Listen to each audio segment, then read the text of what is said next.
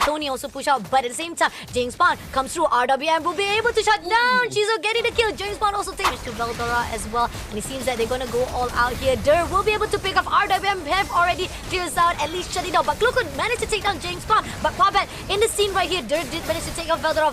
Puppet was traded off, getting the double kill right here from Shizo. And now living on Annabelle. But Annabelle making a good benefit on the side of Lazy Esports. But they picked out Edith. Also a really good idea as well, but then again, I mean, pretty much from the start, I like good job in the hands of a player like Tyrant previously. So let's see how well it'll perform in this one, because this is an elimination match. Both teams fighting for their lives. Game 1, let's enter the Land of Dawn. First ever lower bracket match up. Who will go home crying off, or who will actually be surviving for that longer journey here for the SPS Challenge season? You talked about how you are more favorable on the side of EVOS Esports. They haven't locked it down on how they want to actually portray in the game fight or even on the game plan itself. Lazy Esports, potentially very risky, but let's see if they can pull through. So far, I do see Dur just a little bit far off. Too much of the ambitious try to survive it out. Had a lot of damage already by the side of Veldora, but here on out, we do see they want to actually hold off on the mid lane as well. Now, they have the potential. They want to wait off for the turtle, and James Pong looking from the side of Veldora. Gonna actually try to get S buff and they need it. Try to actually farm it up, but Dur comes in, and this is where they finally want to actually stun out Veldora.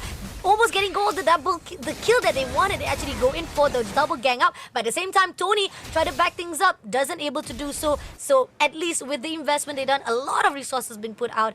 Lazy did manage to get one kill.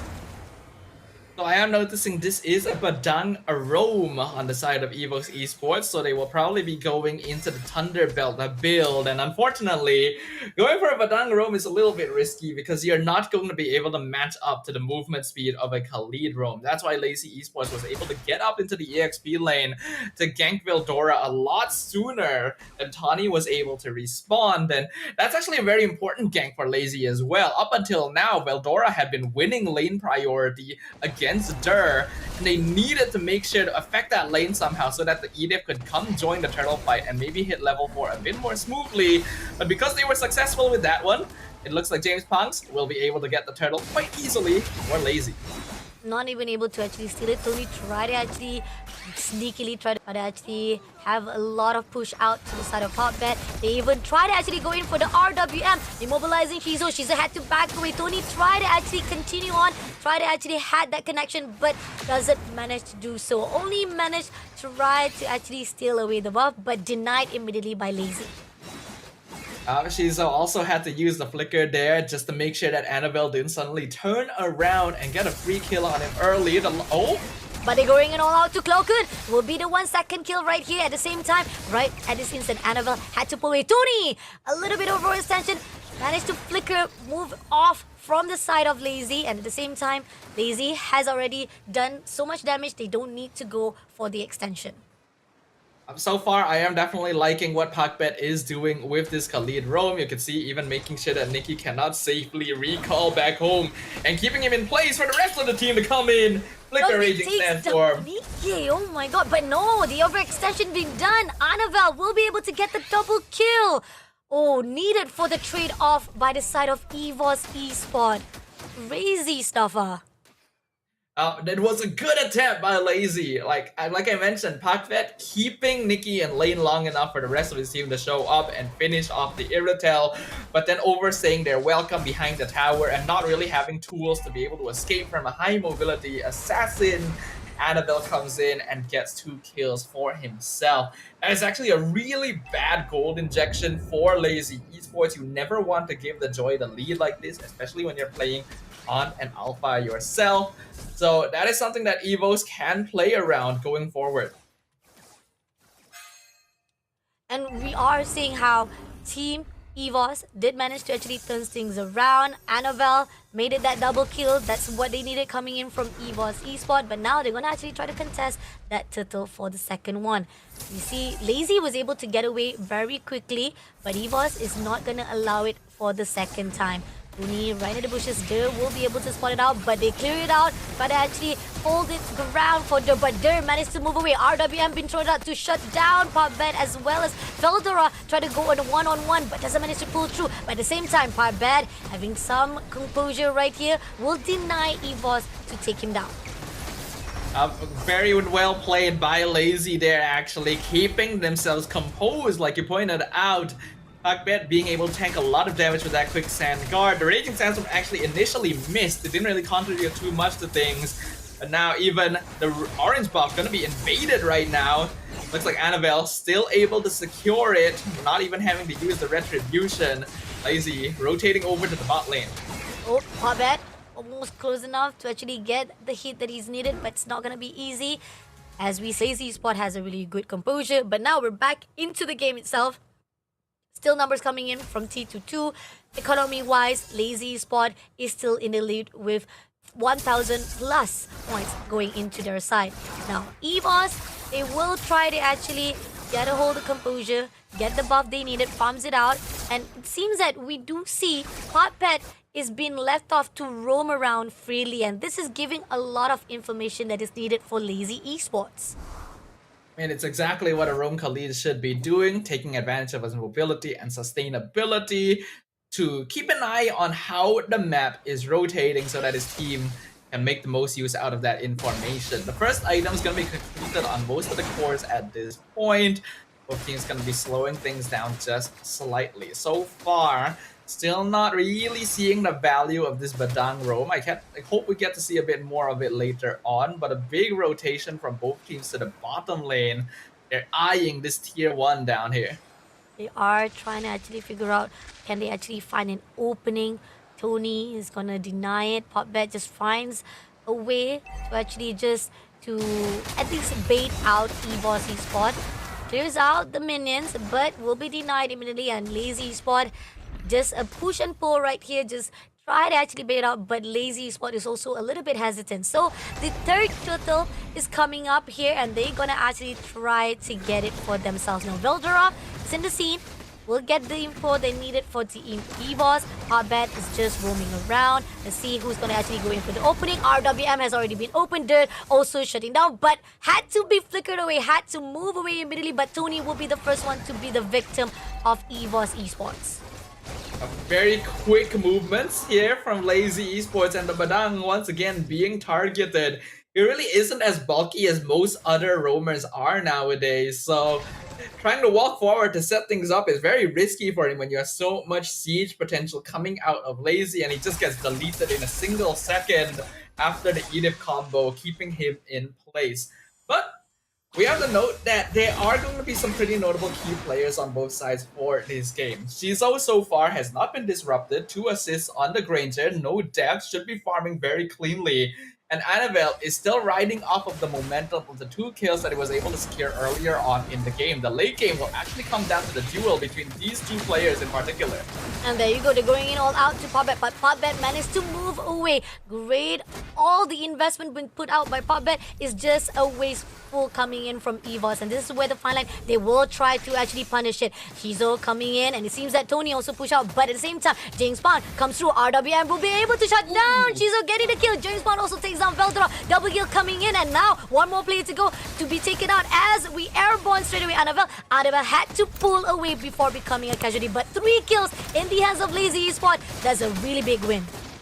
That was very well calculated by Lazy Esports. It went exactly how they hoped that it would. The RWM came out at the perfect time to force EVOS backwards, and then James Punks was just waiting in the backline to get a multi-target spear of Alpha. For a moment, I thought that he was going to die to the tower, but turns out he actually had an early winter crown and was able to pop it just in time to divert the tower's aggro. I'm very surprised that he went for that as early as he did, considering that his team does have good enough frontline that he shouldn't have to rely on it, but it ends up being very worth it in that particular situation as it instantly doubles Lazy Esports' goal lead up to around 5k We're 9 minutes in. First Lord has just spawned, and EVOS doesn't really have much of a foot to stand on here. I think they're gonna have to play this safer and slower to get the items they need. RWM been put out. Lord has already been taken out, but here on out, they try to push in straight away to Nikki. At the same time, Tony right in the scene. It seems that Popbet does not allow him to pull away, but unfortunately, they've already done enough. They don't need to worry much. Overextension is unnecessary. So now they're just gonna go in with a win. But Popbet is looking for more. Trying to go in for a fight with Cloakun. Does manage to get a lot of damage to put out. James Pond is also overlooking. Trying to find a way if they can actually get another win on their side. And the mid-game snowball is now starting to get worse and worse in favor of Lazy Esports, to the chagrin of EVOS. Annabelle being sent up to the top lane should actually get a free tier 2 there, but Lazy doesn't seem to mind it. They're going to be able to get 2 tier 2s instead in the bot and mid lane. And will escort the Lord down mid, see if they can get an inhibitor here. Holy defense going to be expended. Let's see, Cloakun almost close enough been taken off that easily.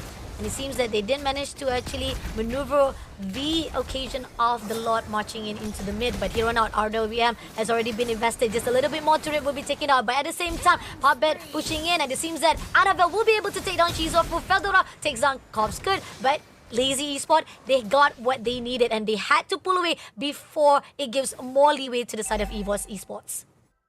But now Annabelle is actually going to start becoming our problem. That's even more gold injection into the Joy. Lazy, I think, did end up getting a little bit lazy there. Got a bit overconfident that they could keep pushing into the base. Forgot that Annabelle was on the opposite side of the map and could come in from any angle.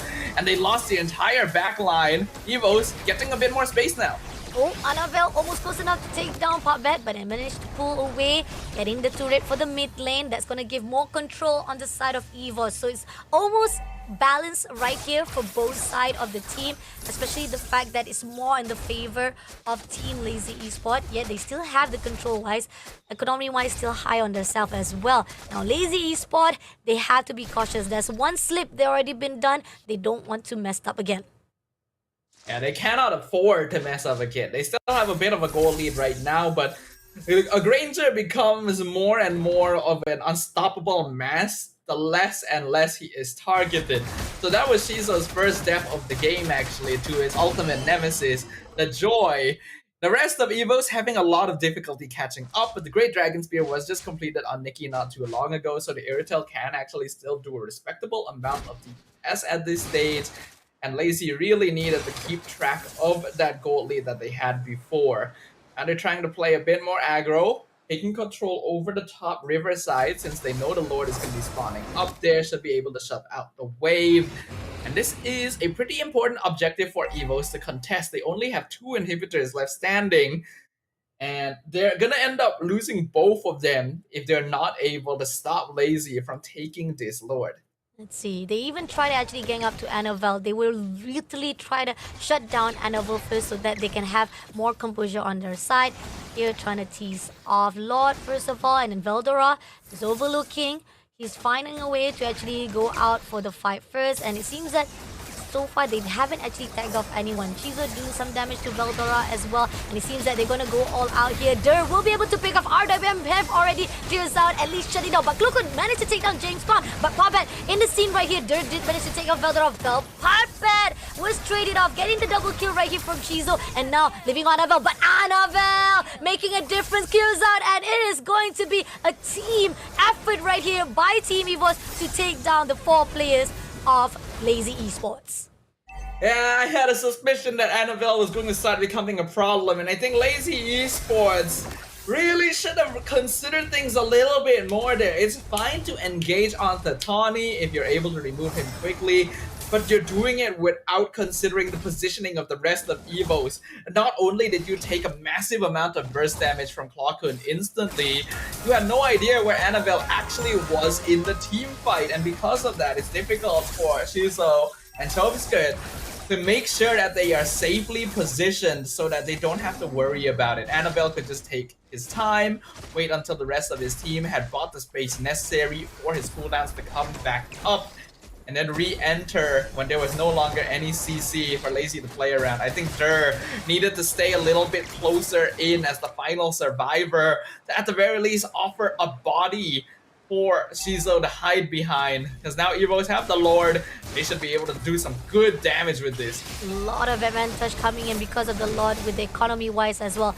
Clears out the Lord, but a lot of damage. Almost half life of that turret has already been depleted, so they gotta be careful. Clears out all the waves first of all, but at the same time Team EVOS is on the lookout, and Lazy, they have to be cautious. Now looking scene, we do see that Clockhood trying to find a breakaway right here, doing some damage as well, and Team Lazy Esport just trying to find a really good distance, just taking care of the gap, denying EVOS to come in or see any kind of loopholes. Lazy Esports don't have to worry too much yet. A 2k difference at this stage is not too bad of an issue, and Shizo still scales very well into the late stages. But he has already died twice in quick succession, so even if he is at the top of the damage leaderboard, it doesn't really matter if he's not able to safely deal with Annabelle. His joy is 5-0, and while Lazy had been doing a good job of taking fights quickly enough that he wouldn't become an issue earlier in the game, now that we've reached the late game, 15 minutes in, they generally have to keep track of his position at all times and make sure that electrifying beats is expended early. Otherwise, there is no way that Shizo can actually safely participate in the team fight. Let's see if this is going to be the case for Team Lazy Esports. Seems that Annabelle, if they leave this off very, very easily to maneuver, for Annabelle to just have so much composure, so much power for his hands, it's not gonna be easy. So you talked about how Lazy Esport has to actually find a really good eyesight on Annabelle. If they actually allow it even more so, Annabelle can easily damage and punish them. Now, Lord is spawning. This is the second Lord already, and if EVOS can get away with this, they can actually do more damage to Lazy Esports. So Contest is coming in already. Annabelle doing some damage, waiting for the right time. Veldora is on the scene as well. Things can be backed up. Even Cloakun is also on the scene as well with Nikki. So it's all about timing right here. But Lord almost going to done. Can they actually get it? Annabelle will get the Lord itself for themselves. But at the same time, extension comes through from Potbet, doesn't get anything, and now they're pushing it straight to dirt. Getting the double kill is required, and now Team of Lazy Esport holding off for dear life as second Lord is already in the hands. But Shizo did manage to get it straight right here, taking down Cloakhood.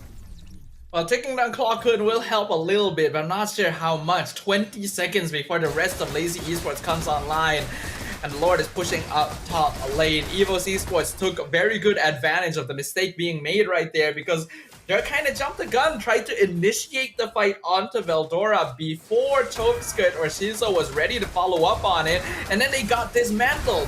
Now Lazy will have to try and hold on. Oh, coming in right here. They are pushing in. Lord's already matching, but they are not actually trying to go in straight to the crystal territory. They've done their job. They are taking it a little bit slow off. They don't want to push in too much. With a little bit of discipline coming in from EVOS Esport to actually have more composure, and they're allowing this more time for them to just ban out and have a really good formation to fight off with Lazy Esports.